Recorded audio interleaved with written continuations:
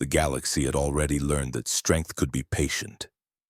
Its bright arms held republics that preferred assemblies to decrees, and cultures that treated time like an ally rather than a weapon. Above and within everything that breathed or burned moved the Force, the quiet field of life and will that touched every star. Those who listened for it became Jedi. They were guardians rather than rulers, monks who trained their minds and bodies so a whisper could be heard before a scream, a tremor perceived before a quake. The Republic endured because these listeners stood behind its promises, and because most worlds preferred a long discussion to a short command. Far from the Senate's lamps there gathered another certainty, built not from debate, but from bond. The Mandalorians were a people rather than a species, a brotherhood of clans and languages that kept their identity in armor, in oaths, and in craft. They were farmers who polished plates at night, shipwrights who taught their children how to name tools, hunters who remembered the call of their first quarry longer than they remembered the pain of their first scar. Their code was simple and strict. Wear the armor, speak the language, defend the family, and raise the young. Answer the call of the leader and contribute to the strength of the clan. That code had kept them together through migrations and old wars. In this era, a single will drew the cords tight and colored them one tone. Mandalore the Ultimate took the ancient title and made it current. Under him, the Neo-Crusaders standardized their gear, drilled their ranks, and gave distance the courtesy of speed. They fell from orbit astride machines that seemed to have learned to love fire. A basilisk war droid was a living weapon so heavily armored that atmosphere could only polish its surface. It carried a rider who thought with it, a partner rather than a passenger, and together they treated gravity like a staircase rather than a trap. When many basilisks came at once, a planet understood that the crusade had arrived and that the line between sky and street would not protect anyone whose life depended on it. At first, the pressure expressed itself in probes and tests. Remote moons reported missing farmers, scorched marks in stone, and signals that died with careful timing. Patrols found debris arranged as if someone had already taken inventory. Then the probes became occupations, and the occupations became purges. The Republic held its posture. It wrote cautious orders. It told border governors to stay within the law even when fear begged for something faster. The Jedi Council measured its words because it had learned that guardians can become a reason for war if they stop describing their limits. On the shores of Cathar, a people of grace and old courtesy were driven into the sea. Water remembers. The Force stores what living eyes cannot carry by themselves. Years later, a young Jedi would stand where the surf kneaded the sand and feel the memory of what had been taken.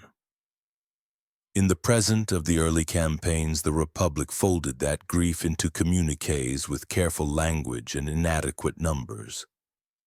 The Council sent healers. It sent observers.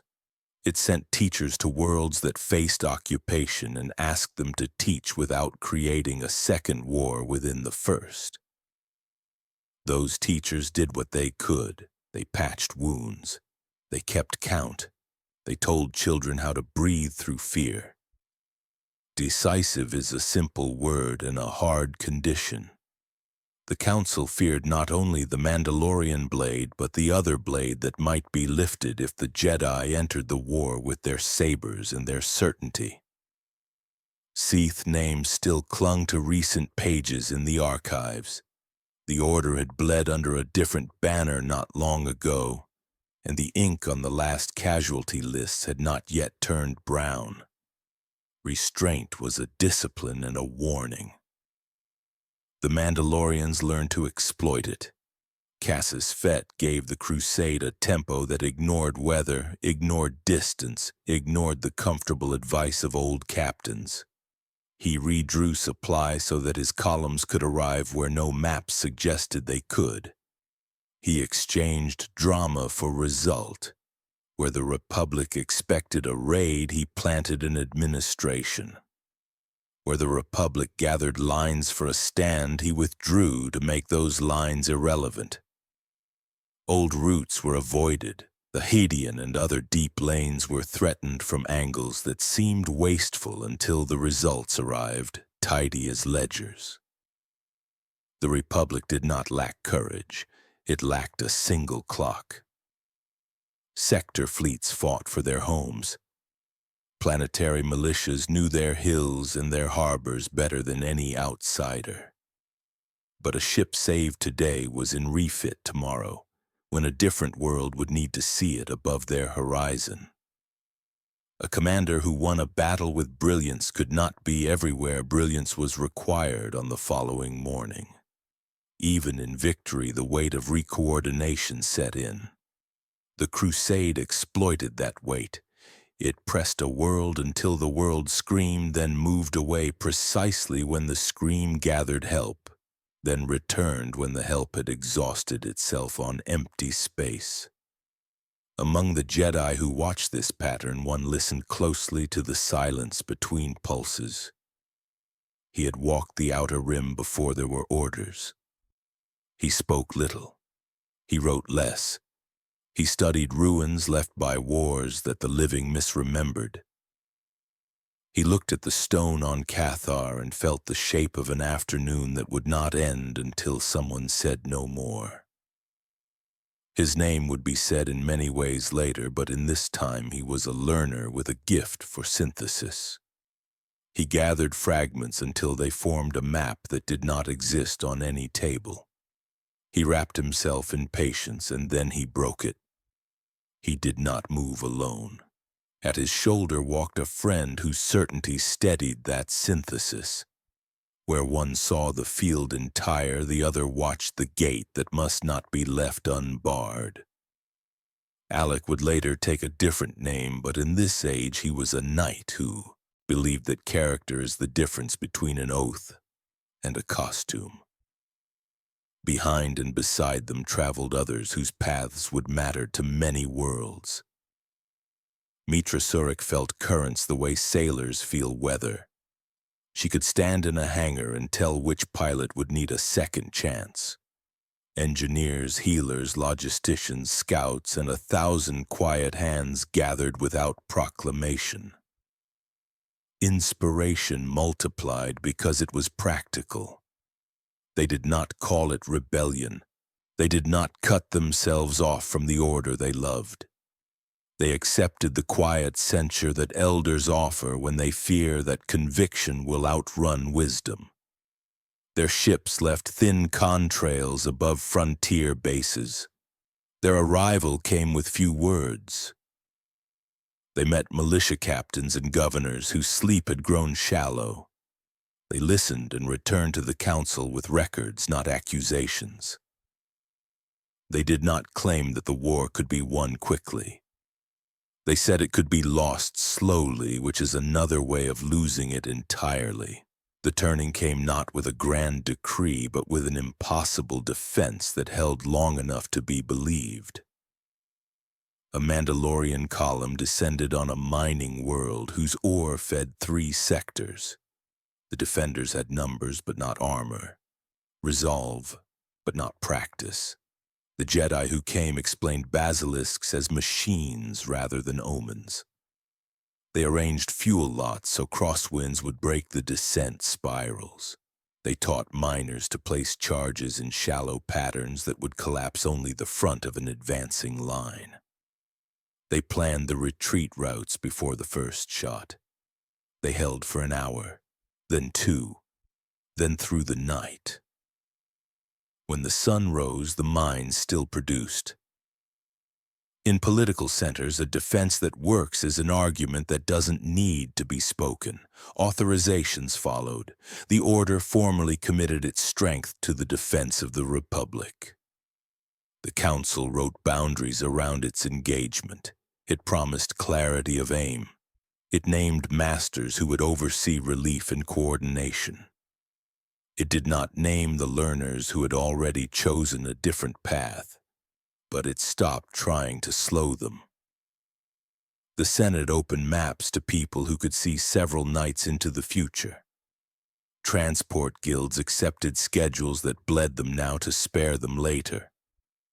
Intelligence officers learned to trust a rumor placed carefully on one backwater station, if it could bend a battle zone half a spiral away. Across the crusade, Cassius Fed adjusted his fingers on a different chart. He redirected columns toward worlds that had never mattered. He surrendered ground his veterans hated to abandon. He allowed enemy convoys to pass when pursuit would have been satisfying.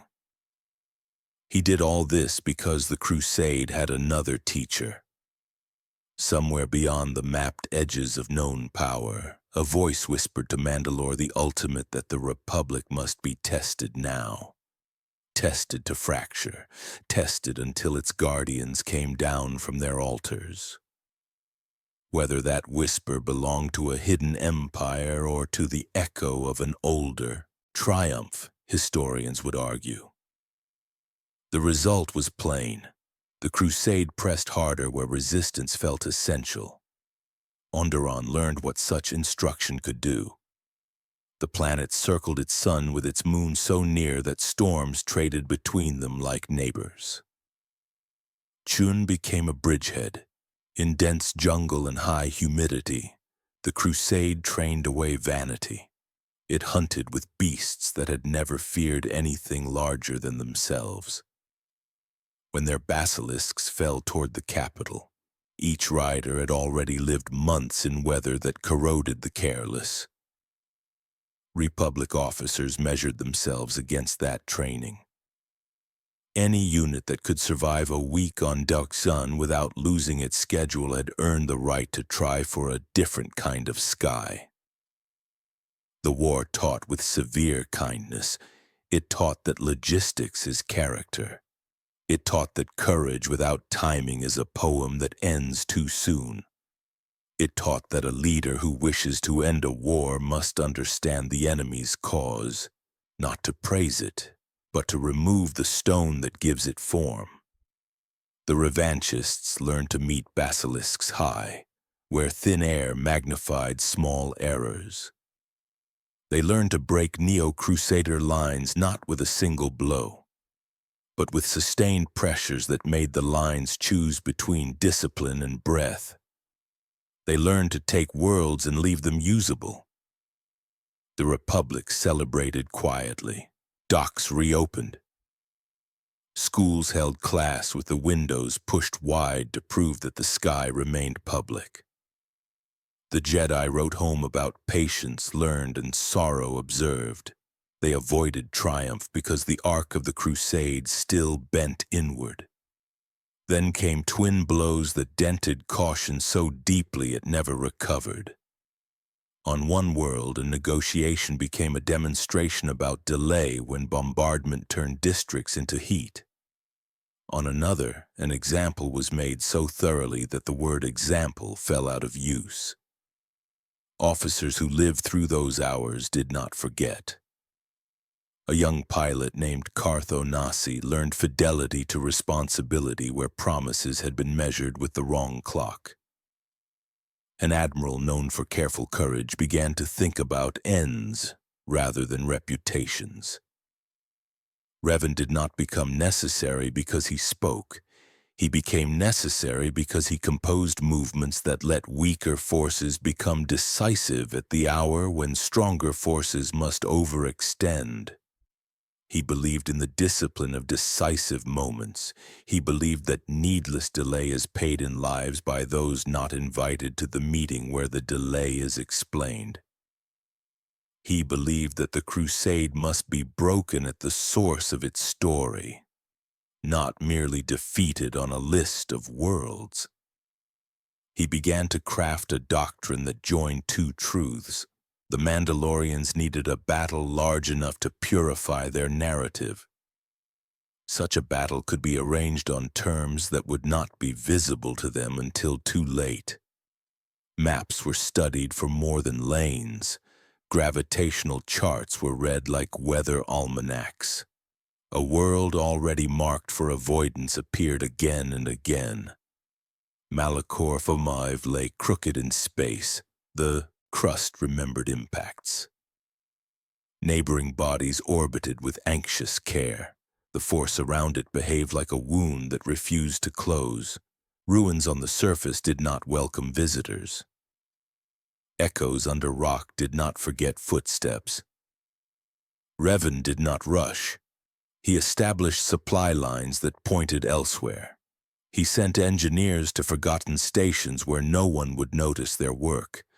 Among them was Baudur, a Zabrak who organized complexity with a kindness that made it obey. He designed a device that did not break the laws of navigation. It used them like a hammer. The mass shadow generator, if activated, would amplify the natural shadow a body casts in hyperspace. It would pull on ships like a tide that never learned to ebb.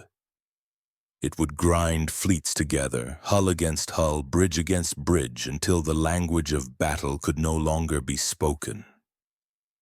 In such a place, victory becomes an absence rather than a presence. If no one can move, then those who still command can write terms for the future. Revan did not intend to use it lightly. He treated it as one treats a sealed medicine, potent and corrupting. Between the doctrine and the device lay the space where character is tested. Some masters counseled restraint at the last point. They reminded their former pupils that tools change their users. They spoke of victories purchased with too much cleverness. They were heard. They were weighed. Their words were placed alongside casualty forecasts and alongside the arithmetic of worlds that had already paid. As the war bent toward its last act, the revanchists became less visible as personalities and more visible as an instrument. They took assignments. They went where the maps were dirtiest. They returned with fewer ships and more civilians than requested. They made admirals out of captains who had learned humility. On the other side, Mandalore the Ultimate remained a figure of iron simplicity. He believed that defeat would be a lesson and victory a gift. He believed that either would honor his office if he did not refuse the fight that history demanded. Cassis Fett supplied method without theater. Champion supplied sparks where morale cooled. Cruelty, if rare and precise, was permitted to lengthen garrison endurance.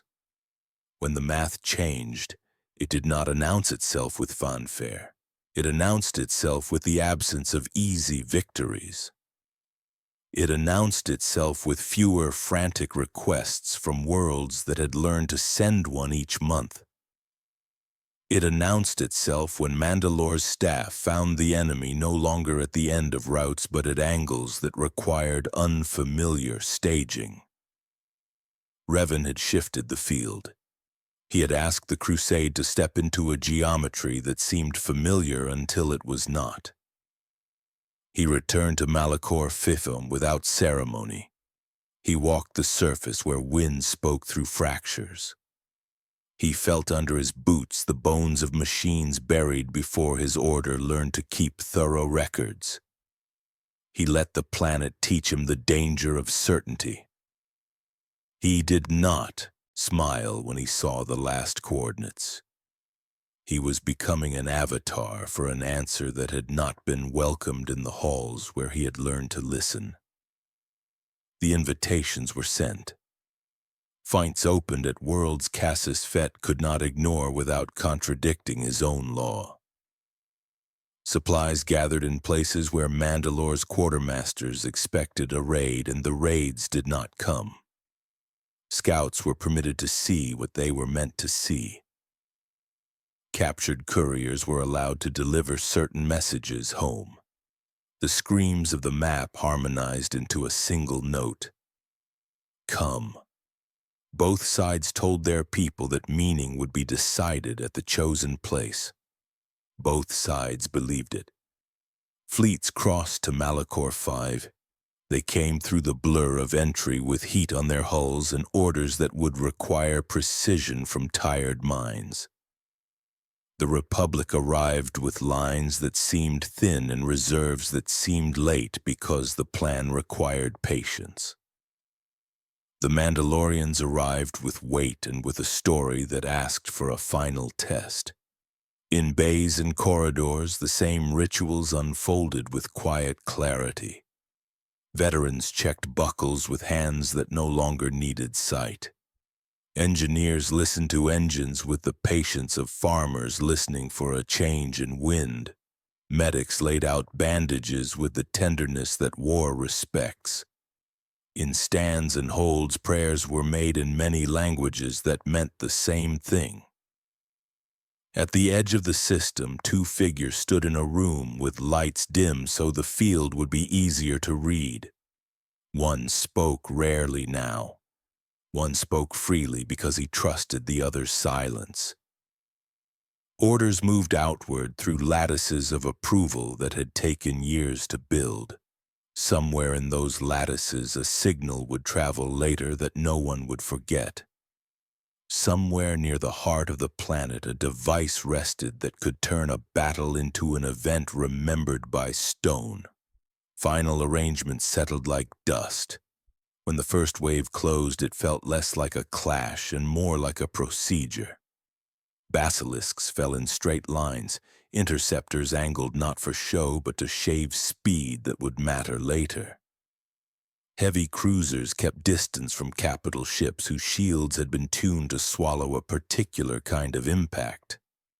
Boarding craft held back until the second hour so usefulness could be measured against fact. Telemetry poured into maps until the maps felt crowded by numbers that told a story everyone could already feel in their hands. The voices in the Force were many and not in agreement. Some urged a clean strike that would end the crusade without the generator. Some begged for permission to die without breaking the minds of those who would have to live afterward.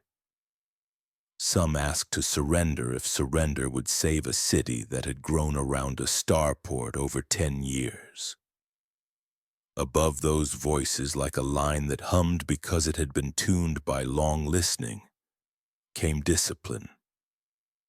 Hold until the angle becomes inevitable. Move when movement will end argument. Keep the promise that was made to those who trusted, the schedule rather than the speech. Revan preferred to end arguments by arranging facts.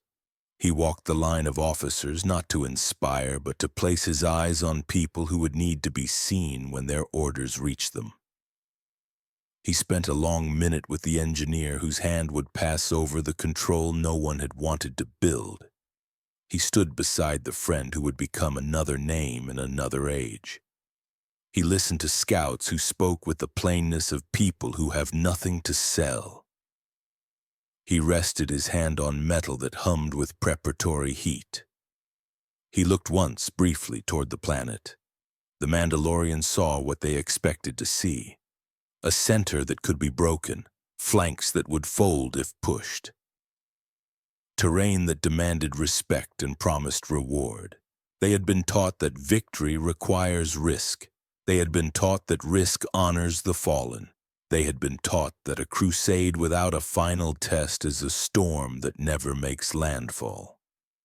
They came forward with dignity and rage. They came believing that meaning is chosen by the strongest hand. There are hours when everything that can be said feels thin beside the presence of what is about to happen. Memory pays attention to small surfaces instead. The vibration in a deck that tells an engineer where a seam will fail. The smell of recycled air warmed by too many bodies in a briefing room where no one sits. The softness of a cloth band given to a pilot by someone who asked for caution rather than for promise. the faint drift of ash that appears near a monitor and reminds a technician of an older ship that no longer flies. These surfaces carry more truth than slogans. The shift that would define the battle had not yet been ordered. The generator waited. The fleets approached their appointed places. The planet held its wound like an altar. In the command room, a lamp that meant nothing in calmer times began to blink. It did not command, it indicated. Those who had prepared the lever could now reach for it. A hand hovered, then settled. Another hand across the room rested on a console that would send a different kind of permission. Between those instruments lay the silence a soldier learns to respect. Not yet. The decision arrived without flourish. It came as a breath taken with full awareness, as if the room itself needed to be ready to live with what would follow. Orders moved along the lattice, each node acknowledging, each human voice steady, because steadiness is how a difficult act begins. The fleets pressed closer. The Republic line bent like tempered metal rather than brittle glass. The Mandalorian spear sought the place where that bend would become break. The planet held its silent grammar. Mitra Surik had never believed that devices absolve those who use them. She had watched the war instruct good people to become efficient before it taught them to become tender again. She had felt the currents of the Force thin and thicken across battlefields depending on whether mercy or pressure governed the hour. Baudur had placed in her hands a plan that would work, and a cost that did not hide inside footnotes. The mass shadow generator was not a bomb. It was a lever that used gravity's long memory to alter the conversation between mass and motion on a scale large enough to be felt as fate. She looked at the indicator. She listened to the traffic in her headset. She felt the press of thousands of lives suspended at angles of approach chosen days before. A technician near her rubbed his knuckles along the edge of a panel until the skin whitened. Another checked a line of figures again, though they could not change. Outside, starfighters made small adjustments that mattered more than courage. The generator waited like a sealed medicine in a cabinet built for emergencies that never quite arrive until they do. Permission reached her. It arrived as a code and a small silence hovering behind the code. She answered with a phrase that meant acknowledgement, not desire. Her hand moved as if it belonged to a careful stranger. The device engaged. A tone sounded that no one had heard before because no one had built a room to receive it. The field changed. Invisible tides gripped ships, stations, panels, lives. Vectors that had been chosen for their reach became anchors. Engines that defined themselves by escape became prisoners of a new arithmetic. Across both fleets, captains felt their ships learn a new weight. Helm readouts rounded into values that no training had described.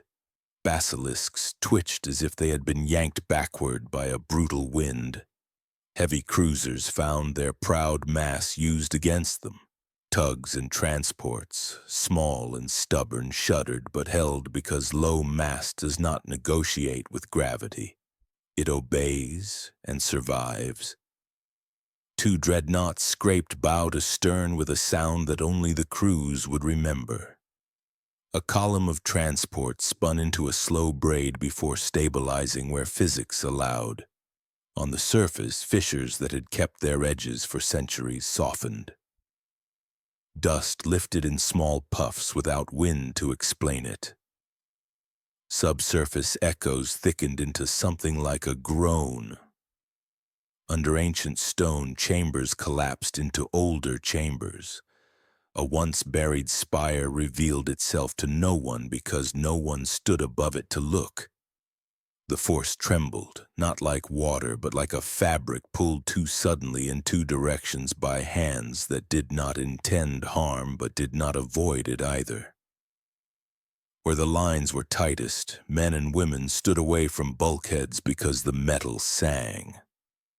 In hangars, engineers shouted numbers that no longer predicted outcomes. Medics strapped down cabinets and then strapped themselves beside them. Pilots rode their seats the way climbers ride the moment before a ledge gives. Officers reeled off names in a tone that made those names into a promise. The promise was simple. You will not be lost without a witness. Mandalore the Ultimate understood machines. He understood momentum not as metaphor, but as a friend and a rival. He felt the shift through his boots and through the reports falling onto his staff like ash. He did not curse.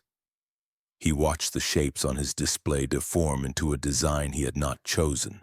He spoke a command that ordered dignity in the face of theft. He gestured for his basilisk. He intended to set his own weight against the day's meaning. Revan understood design. He understood that there is a point beyond which a plan must end itself or become a doctrine that corrodes its maker. He watched the same shapes bend towards stillness. He knew that the lever was now the war. He did not close his eyes. He sent two orders. One to hold their lines against a foe whose story had been stolen. Another to prepare for the act that would give the crusade a cleaner ending than a slow unraveling would allow. The device reached the depth it had been built to find. The pull harmonized. The fleets became like beads on a cord strung through the planet's harm.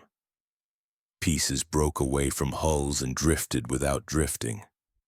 Fires started and then decided not to spread because oxygen did not remember how to move.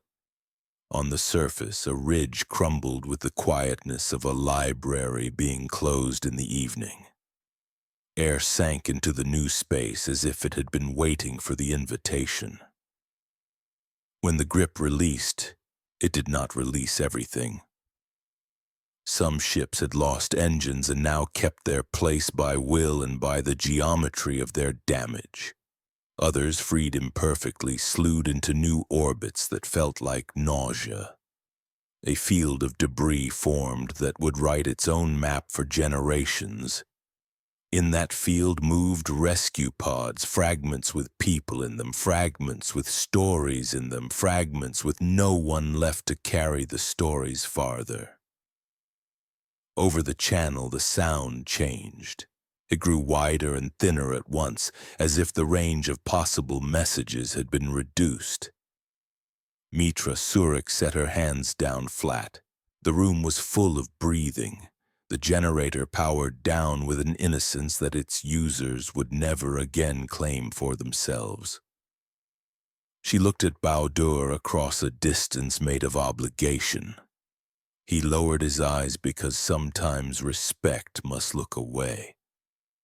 She felt a sudden absence where something had always been, the way a singer feels when the note that tuned a choir goes missing and no one can agree on pitch. For some, that absence would be temporary. For her, it made silence into a landscape. The battle did not end because devices had acted.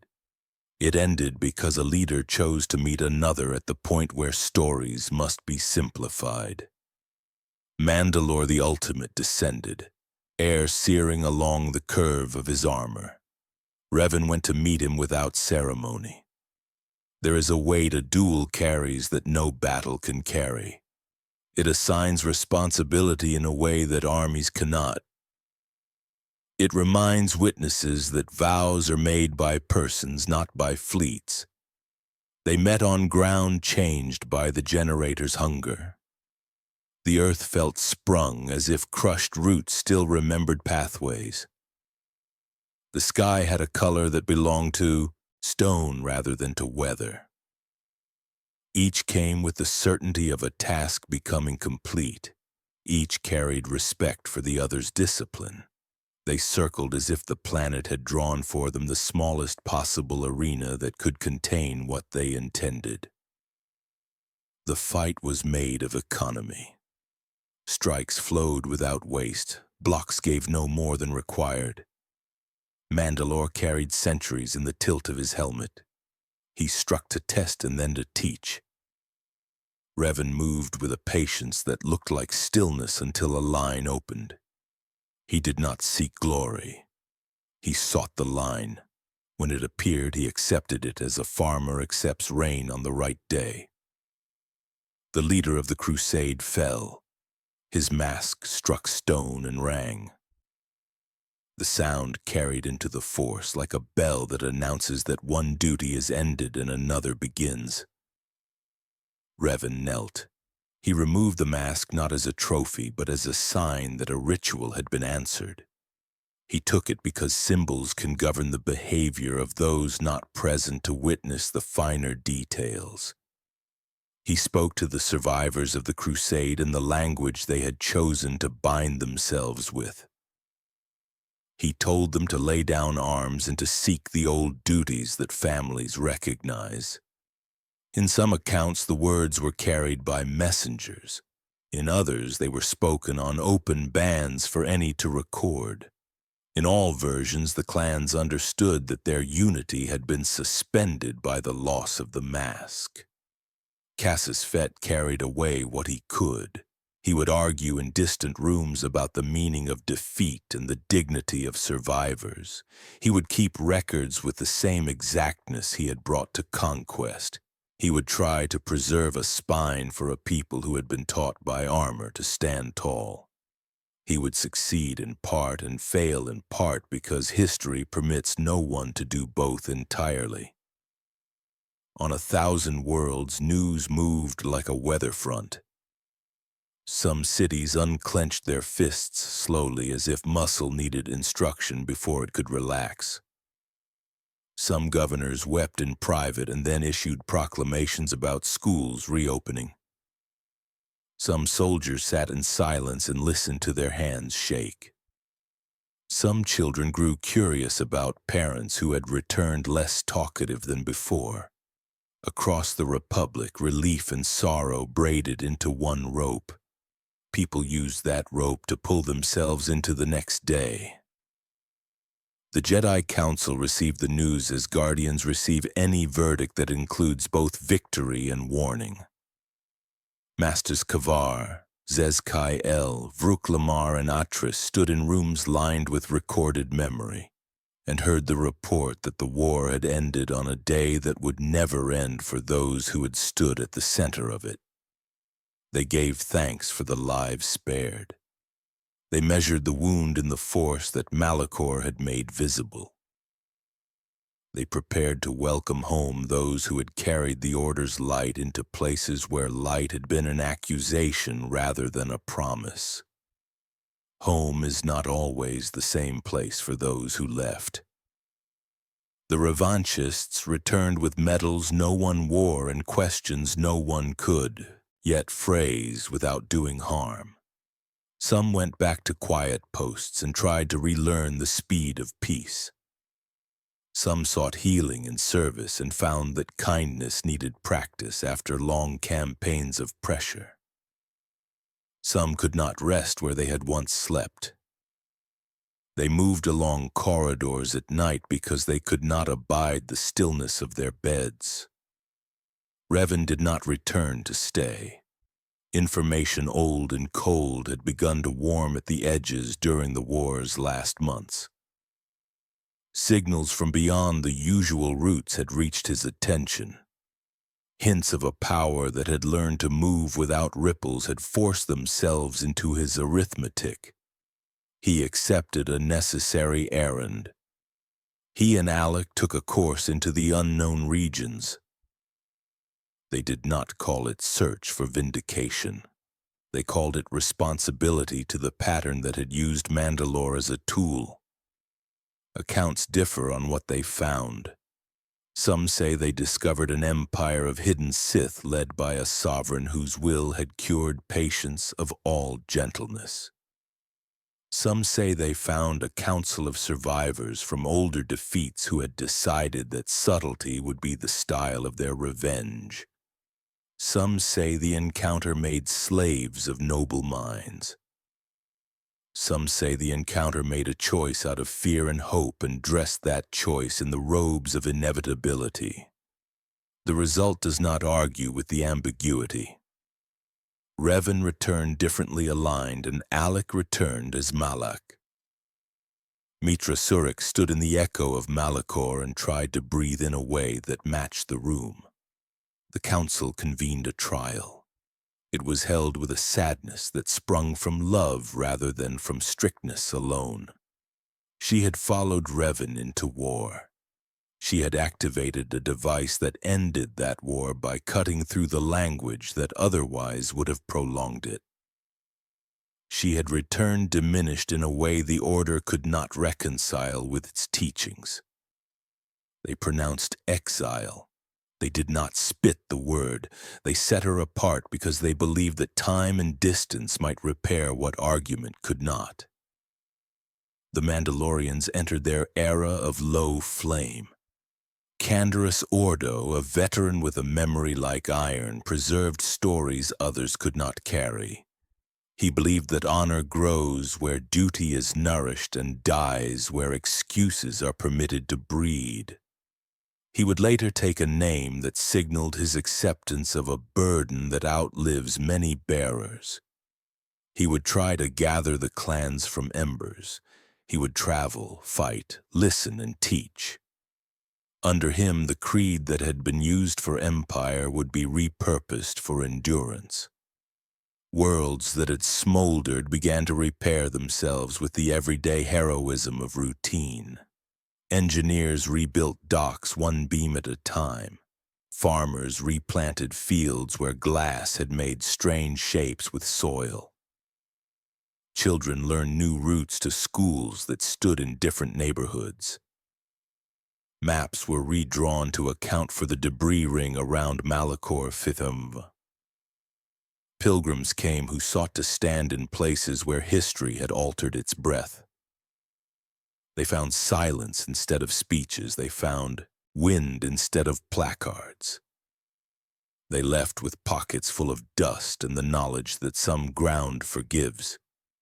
The Republic argued with itself about the future as republics do.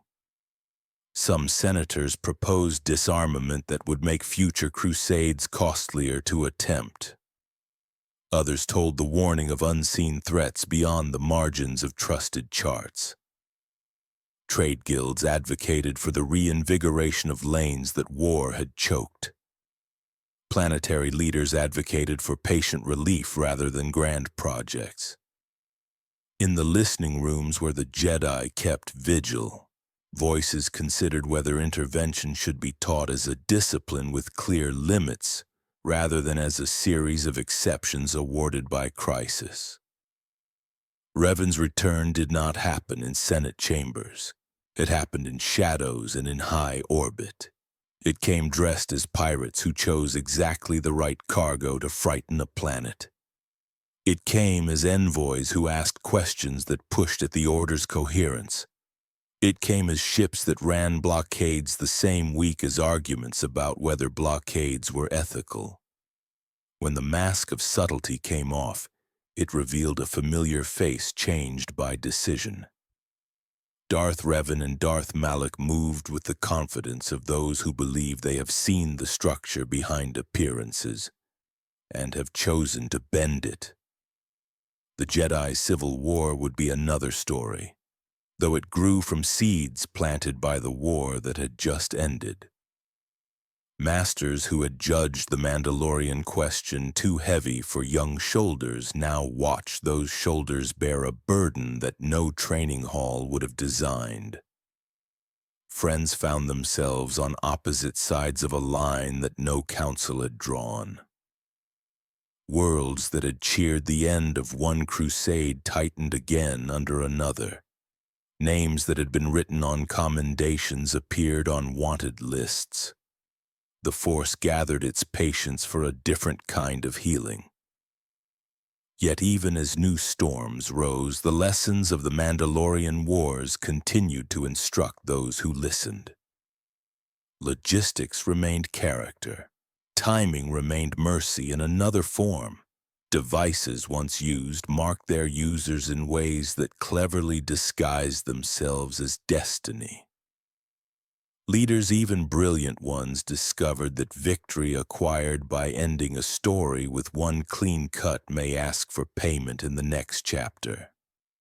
The Republic endured because many citizens preferred mending to tearing, even when tearing felt like relief. In quiet corners of archives, scholars assembled the record.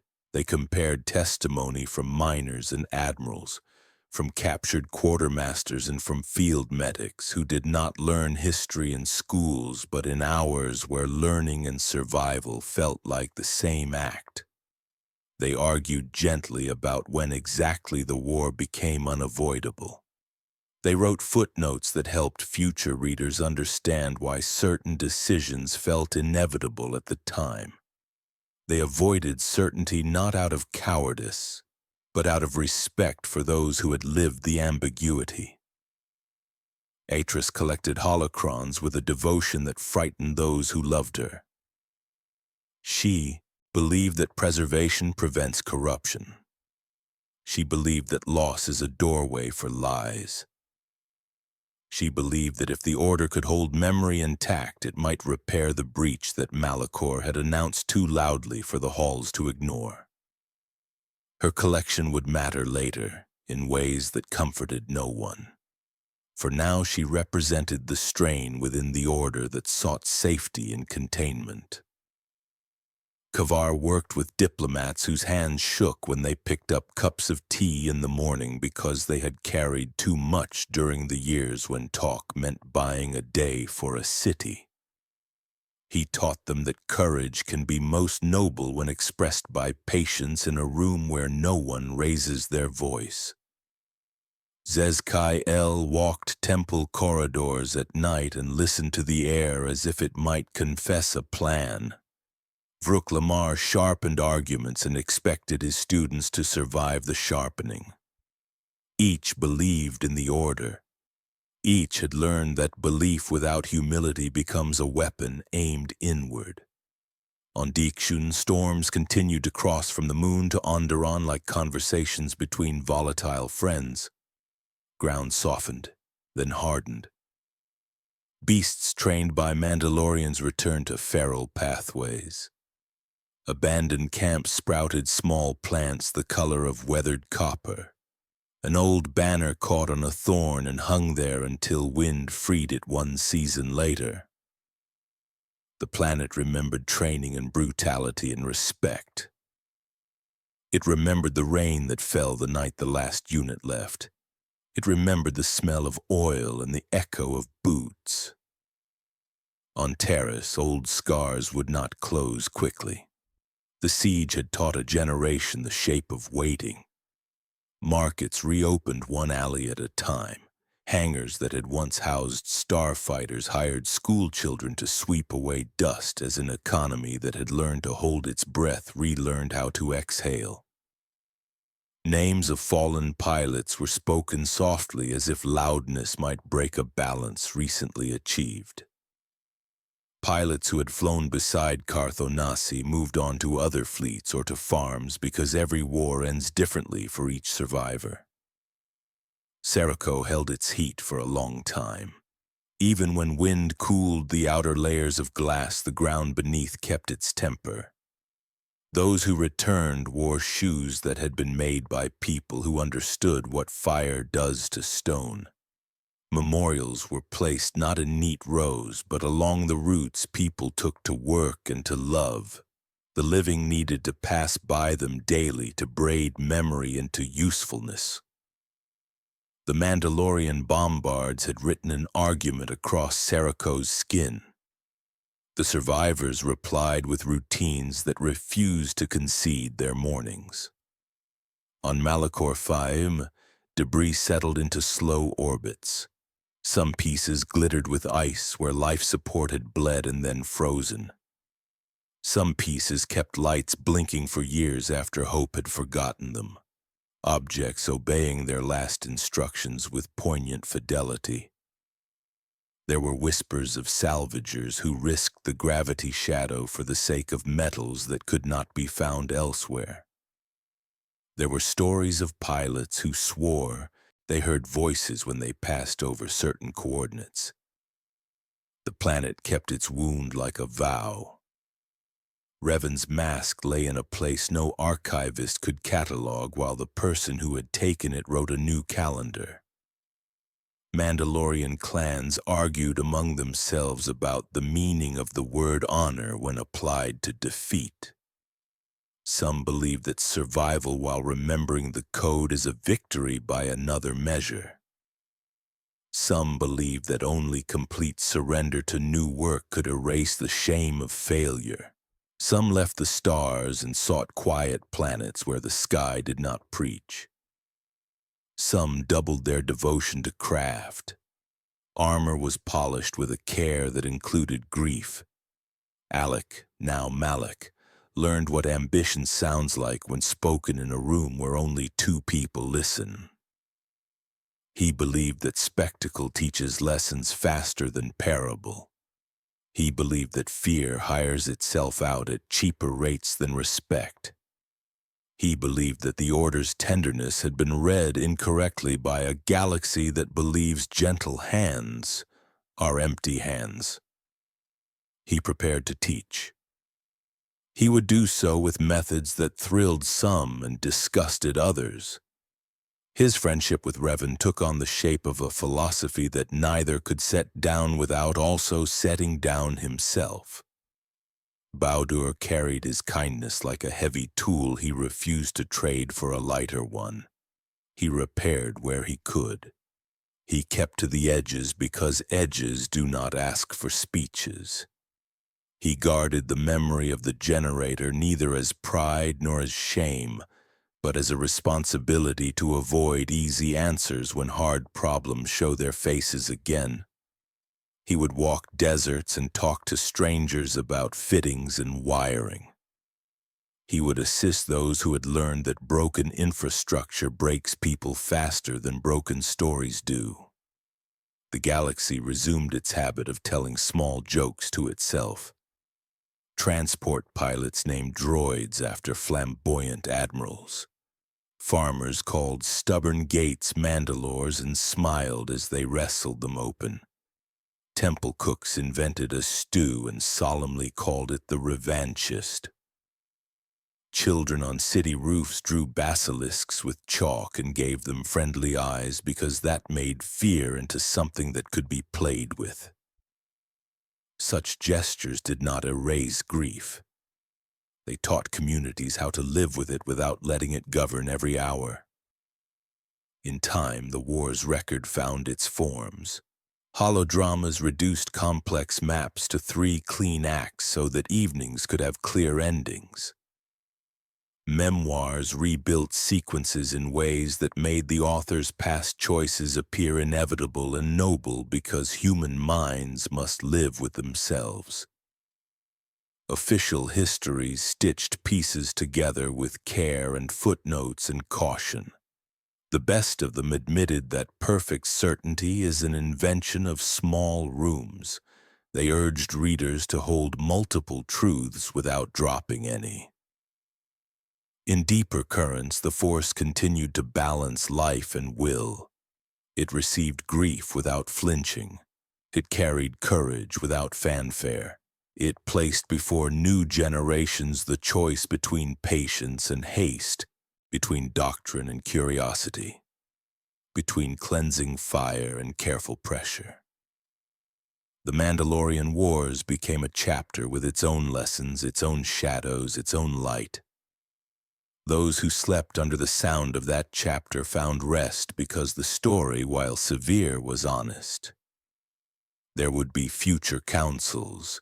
There would be borders redrawn by hands that preferred curves to straight lines. There would be new leaders who believed they were the first to think of discipline married to mercy. They would read the case of Malachor V with quiet eyes. They would sit with survivors who taught with pauses. They would decide again how far a guardian can reach before a guardian becomes a ruler. They would accept that no answer settles that question forever. The war had proven something the galaxy had known but needed to remember. Strength can be patient. Patience can be strong. Families can outlast doctrines when doctrines run too hot to touch. Honor can reassess itself and still remain honor. Devices can be resisted even as they are employed. People can apologize without losing their grip on necessary tools. The Republic can survive because the majority of its citizens enjoy mornings where nothing dramatic happens. So the story widens again. The camera rises. The debris ring becomes a thin line against the dark. The lanes thicken as merchants and couriers and vacationers return to their waypoints and their old arguments about docking fees. A Mandalorian smith tests the tension on a new strap and nods, satisfied. A Jedi initiate sits with a mentor and decides not to speak just yet, and in that delay learns the difference between readiness and impatience. Revan charts a route that touches a gravity well most navigators avoid, then corrects as if remembering a promise. The galaxy keeps its breath even when a few lungs grow tight. The Force abides in the spaces between choices. Lessons echo in the quiet after alarms cease. Names fade a little, then intensify when spoken in new contexts by younger mouths. The Mandalorian Wars end every time someone remembers why they were fought. They begin every time someone forgets the cost of haste. Between those two beats stretches a civilization that chooses more often than not to give tomorrow a chance to improve today. Not all wounds close.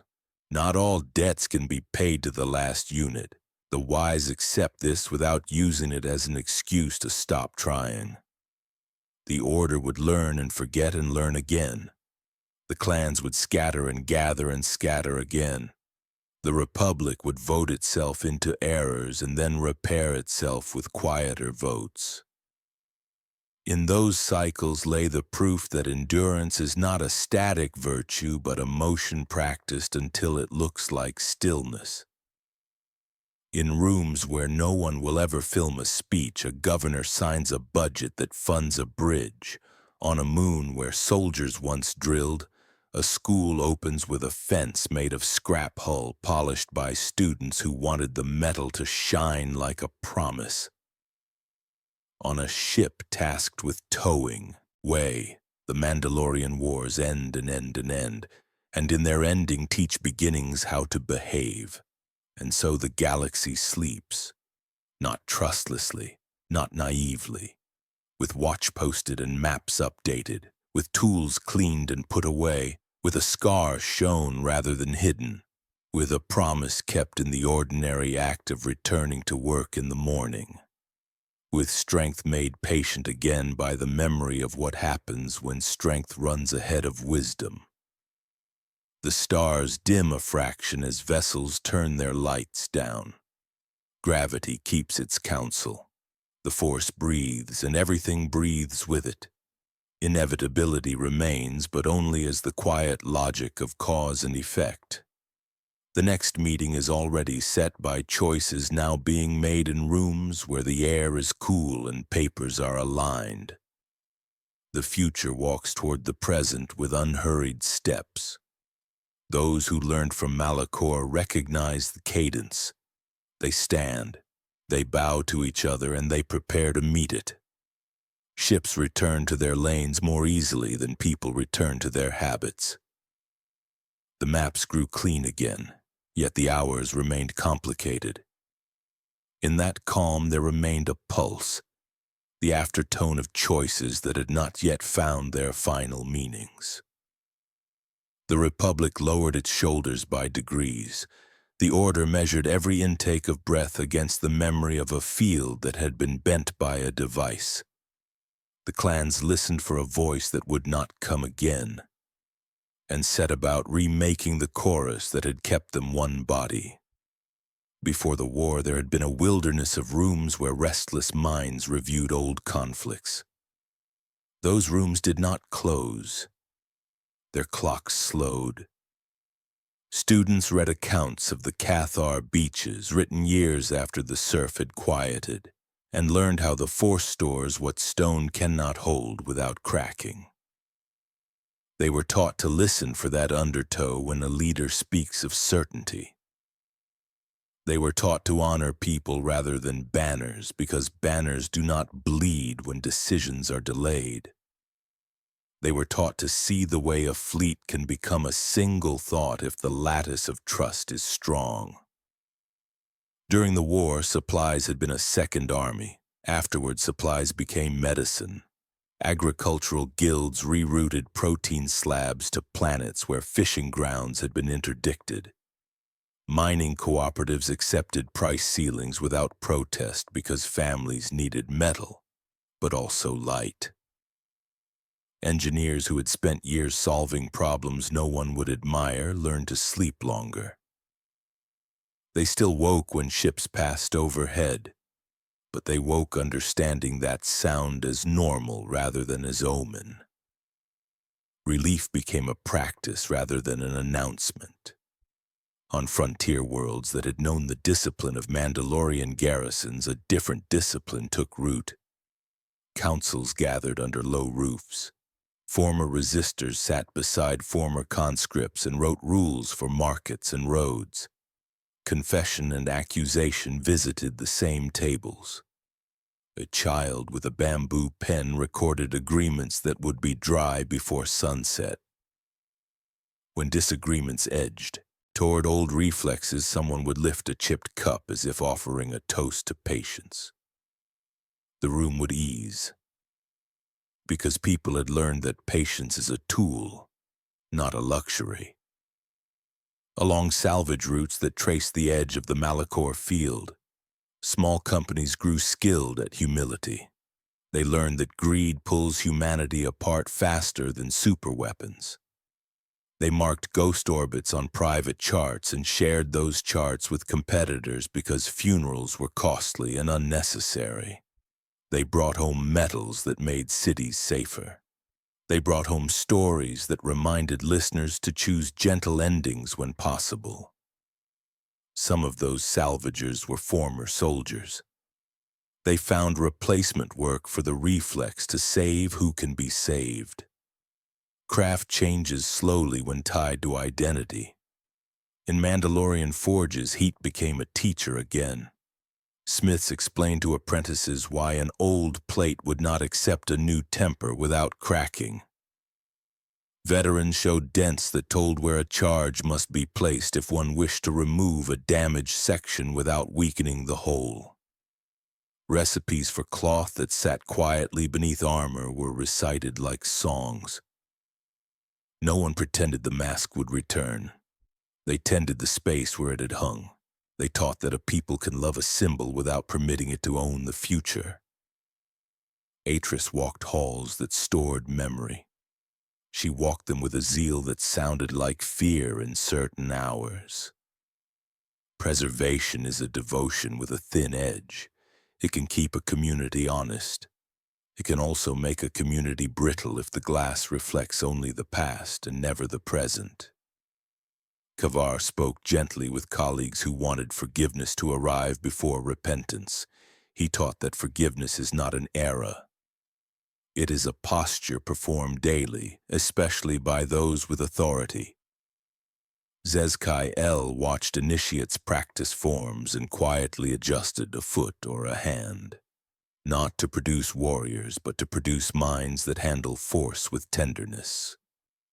Vrook lectured sternly and then excused himself early to write letters to families whose sons and daughters had not returned, explaining responsibilities that would never end. Carthonasi modified checklists that would keep pilots alive. He insisted that repairs be signed by names, never by units, because people remember their integrity more carefully when their names stand beside their work. He taught younger officers how to write condolence messages in plain language. He refused to outsource that task to a protocol. He wore grief like honest clothing. It anchored him to duty when victories made some colleagues too loud. Sirocco cooled. The ground lost its fever one layer at a time. Visitors wore masks not because of gas, but because of reverence. There were stretches of vitrified plain where light behaved like water. There were broken walls that still held familiar angles, like the corner of a child's bedroom returned to daylight. The survivors planted windbreaks. They folded ashes into the soil. They built a school with a courtyard that collected shade at noon. In that courtyard, teachers spoke quietly about public choices and private costs, and about the temptation to admire the fast hand too much. Onderon had never liked clear edges. Its storms and forests taught living things to pivot. The moon remained close, an old partner who sometimes tested the friendship. A generation grew up in that gravity who remembered the drill fields as cautionary geography. Guides led visitors along paths where Mandalorian units had once trained beasts to obey. The guides explained that teaching obedience to a creature built for independence is a dangerous habit. It instructs the teacher more than the student. It makes control seem like stewardship when they are not the same. The lesson traveled well. Terrace practiced survival as patience rather than siege. The city rebuilt its vertical layers slowly. Spaceports resumed a strict rhythm, not because strictness is always good, but because discipline had become a kindness. Families reclaimed apartments and carried furniture up many flights with the cheerful resignation of citizens who know that laughter and sore muscles often arrive together. In the night market, stories of old pilots were told in third person to spare the families some pain. Lanterns were hung along terraces with a string color that made friendly lines against the towers. On Cathar, voices gathered near the shore at dusk. They did not dramatize loss. They let the wind speak with them. They taught names to children not so those names would be used to reopen wounds, but so those names would be honored when justice required restraint. The water kept no rancor, it kept memory. The young learned to stand in it up to their knees and listen for the day the force had imprinted there. They returned home with a different idea of strength. Within the order, debate continued on quiet feet. Some masters believed intervention should be codified like a healing technique, with clear steps and contraindications. Others believed codification would create a ladder to places where humility cannot survive.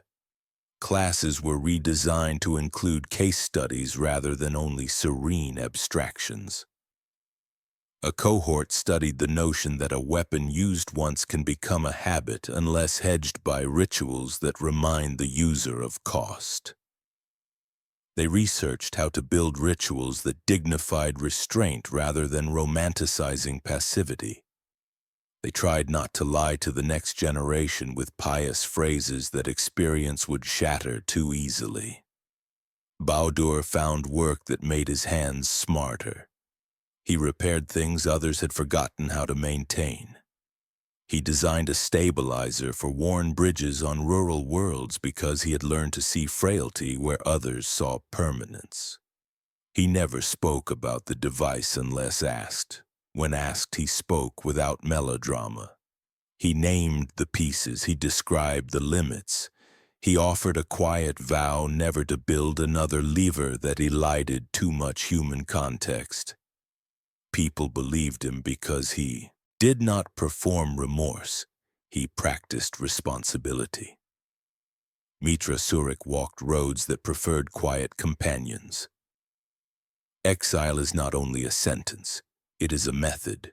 It removes a person from certain habits and therefore from certain accidents. It permits listening unconstrained by familiar loyalties. She learned to move through towns without leaving turbulence behind. She learned to receive kindness without bargaining. She learned to stand near battlefields that were now pastures and feel both realities at once without breaking. Later, she would return and do work no one else could do, in part because she had learned to call absence by its true name and not be ruled by it. In other rooms far from the Senate, the Sith practiced their own devotions. They honed patience into a scalpel. They taught that wounds grown slowly can be disguised as growth. They learned the lesson the Mandalorian Wars had offered to any who watched carefully. Logistics is character. They adjusted the logistics of fear. They taught governors to despise audits. They bribed stevedores so that blockades would never hold. They studied how a mask can command even when absent, and they built their own symbols with that principle in mind. The civil war that followed would be their instrument, but the tuning fork had been struck earlier. Families carried the war's stories into the way they bought bread and folded shirts. A mother teaching a child to carry water reminded the child to hold the weight close to the body, not out from the arms. A father cleaning a tool told a joke about admiralty and torque, then slipped his hand once around the child's wrist to demonstrate leverage without words. A sibling packed a bag for a city trip and checked a clasp twice because clasps that fail when a vehicle stops suddenly can turn inconvenience into shame. These gestures kept alive the idea that caution is not fear when it prevents harm. At memorials across worlds that had suffered, inscriptions remained brief. They listed names and nothing else. They did not campaign for interpretations. Speakers at anniversaries learned to keep their remarks shorter than the roll call. The discipline taught an important truth. Meaning grows naturally if space is provided. It shrivels if cheap scaffolds are hammered around it while grief still breathes. The Jedi sent representatives who stood without robes or symbols and left without handshakes that might pull the attention toward themselves. Presence can be a form of service when explanation would be presumptuous. There were efforts to write procedure that would catch the first weeks of any future crusade before momentum hardened the lines. Sector commands practiced signal drills that ignored prestige in favor of speed. A simple truth became policy. The first 15 hours of coordination will be done by the person closest to the problem who has the clearest mind. Titles will be respected again after the first 15 hours. This rule saved lives. It also angered a few dignitaries. It remained because results judge policy better than hurt pride does. Archivists visited the Mandalorian diaspora and asked for songs. They received some and were refused others. They recorded work chants that encoded shop measurements and clan proverbs that traveled well into kitchens. They noted how certain melodies softened when sung to children and sharpened when sung in metal halls. They asked about the mask and were told to mind their own rituals instead. Good archivists accepted the boundary. Great archivists learned to copy the shape of that refusal as data. It meant something about recovery. A theory took hold among scholars who read maps like poems. They said the war had been a test of cultural clocks rather than of engines. The crusade had moved with regularity designed to crack irregular defenses. The Republic had rediscovered timing not as a bureaucratic schedule, but as a living agreement. The Order had learned to count not only risks, but also the moral consequences of counting too slowly. The theory taught planners to watch for frictionless processes. Anything that glides too easily may be tracing a path someone else laid for purposes not yet visible. In small studios where artists worked with stubborn media, the war slowly became light and color. Painters learned to depict basilisks without making them look like toys. A sculptor in a dockyard crafted a simple figure of a worker lifting a beam, the shoulders suggesting both exhaustion and intention. The piece stood near an intake gate and collected the finger marks of those who passed it. A composer wrote a slow series for strings that held one note slightly above true so that the audience sat forward without realizing why. People said it sounded like remembering. At the edges of known space, couriers developed new grips on their work. They exchanged routes when a colleague needed 3 weeks near a parent. They learned quiet signals to distinguish legitimate checkpoints from federated thieves. They taught each other to name cynicism when it appeared, so that pessimism would not be mistaken for insight. Some of them had flown in the war. They refused to be bored. They considered boredom a betrayal of those who could no longer travel. The Force continued to offer presence rather than preference. It did not rescue decisions from consequence. It did not compress time to spare learners from necessary confusions. It wrapped around a pilot who took a breath before a crucial landing. It pooled gently near a school where a student returned after months of trembling. It lingered above a forge where 2 apprentices argued about whether to polish a piece further and then chose restraint. It kept attention on those who could not be seen by councils because they lived far from councils. It breathed with them. In the unknown regions, ships without transponders traced curves between dim points. Some carried messages that would take years to matter. Some carried people who had judged themselves unwelcome and now found companions who spoke their dialects correctly. Some carried hunger that would eventually announce itself along main lanes. The galaxy held them all, patient as a parent, firm as a ledger, unwilling to turn away because discomfort visited the comfortable for a season. Revan and Malachor bent their arc toward the next account.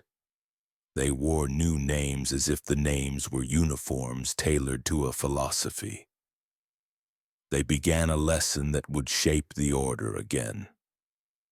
Those who had followed Revan into the war watched from the corners of rooms and felt how loyalty to a person can become loyalty to an idea that then eats the person.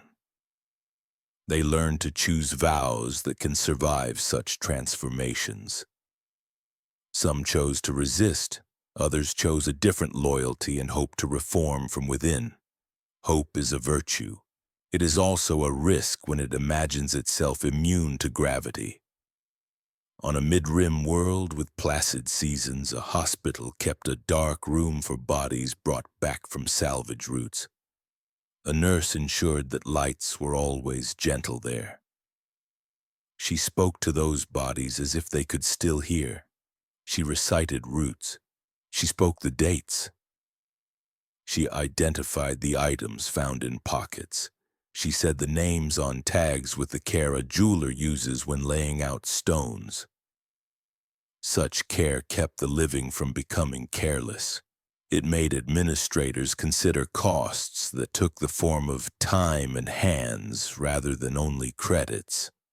In agricultural belts that supply entire sectors, farmers learned to mix seed that could handle unpredictable winds created by atmospheric disturbances following the war. They listened to old pilots who now worked as weather readers. They paid for new instruments that were not yet accurate, but that would become accurate if funded over 5 harvests. They accepted patience inside prudence, which is a kind of wisdom that seldom earns speeches but often feeds children. The quiet victories of recovery accumulated. A canal reopened in a district where rubble had seemed permanent. A school orchestra played pieces less ambitious than before and received a warmer ovation because audiences heard courage rather than virtuosity. A court learned to read the difference between vengeance and justice after studying collisions at Malachor that erased the line between combatant and bystander. A shipyard voted to install a plaque with names of workers who had stayed at their stations during bombardments, then decided not to because knowing the names was more honest than performing them on metal. The clans faced choices that would echo for a century. Some formed contracts that resembled their old crusade only in discipline and in the way work was done on time. Some took vows to avoid working for those who treated Mandalorian integrity as a quick way to frighten rivals. Some left space and learned to live under heavy atmospheres where armor made little sense. They kept their speech and their quiet ring rituals. They taught their children to count to 10 in the old order and to stand straight even when no one watched. Culture outlasts campaigns when tended gently. The order reviewed holocrons with a new eye. It reduced the drama in its own self-descriptions. It replaced certain grand phrases with clear reminders that guardianship is mostly maintenance. It wrote curricula that included the study of fatigue.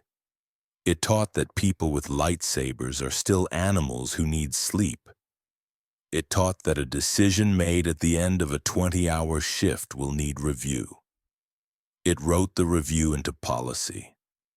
It did not trust brilliance without rest. In taverns near docks, patrons who once traded embellished stories began to compete in a new game. They tried to tell the simplest true thing about a dangerous situation. The simplest true thing often sounded like a sentence any child could have written. A few words placed correctly can be sufficient. The game spread because it made people feel stronger without making them reckless. It became a minor sport. It kept communities honest. The shadow of Malachor remained. It reddened sunsets in certain seasons. It complicated navigation just enough that trainees learned respect early. It called to the unwise. It educated anyone who approached in the wrong spirit. It sat as a monument that needed no inscriptions. It reminded the galaxy that devices are not gods. They are extensions of character. If character bends toward mercy, devices can become tools of mercy. If character bends toward pride, devices become altars for pride. The planet said this in the language of silence. Once each year, a small delegation of citizens, not officials, traveled to a confluence point where signals from dozens of sectors intersected. They stood together for 10 minutes without speaking. They looked at a screen that displayed traffic in thin lines. They reminded themselves that every thin line held people. They returned home.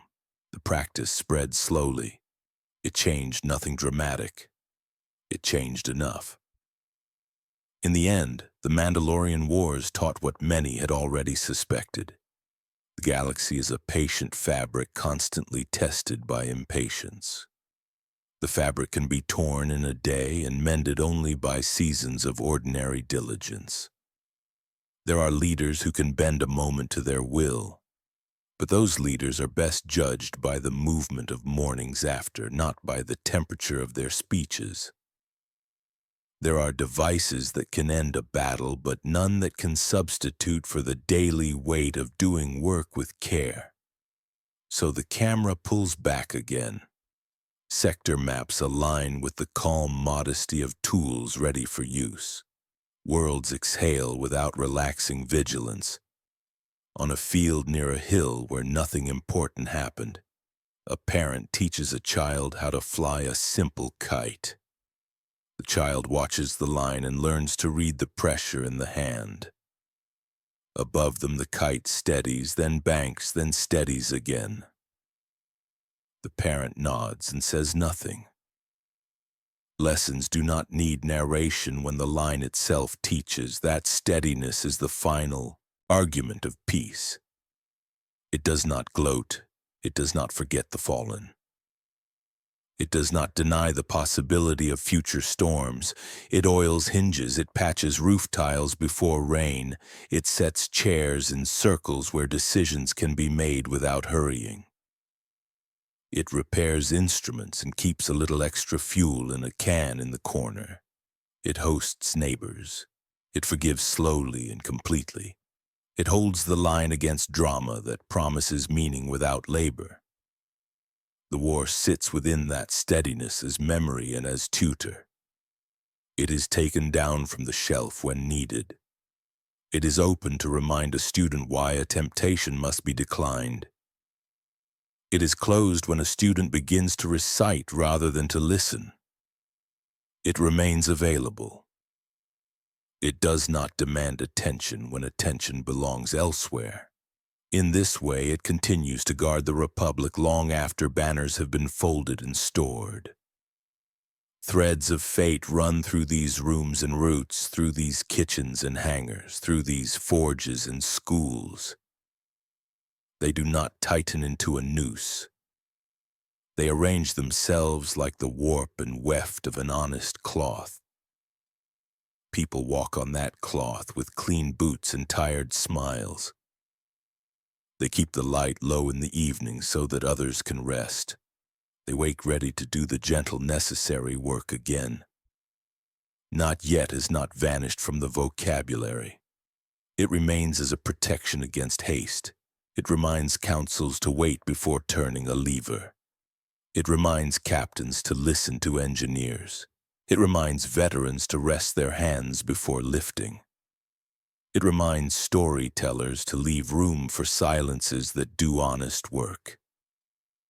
It stands like a friend in doorways where impatience dresses itself in urgency. The Mandalorian Wars end, and end again, in these choices. They end in restraint used as a tool rather than as an alibi.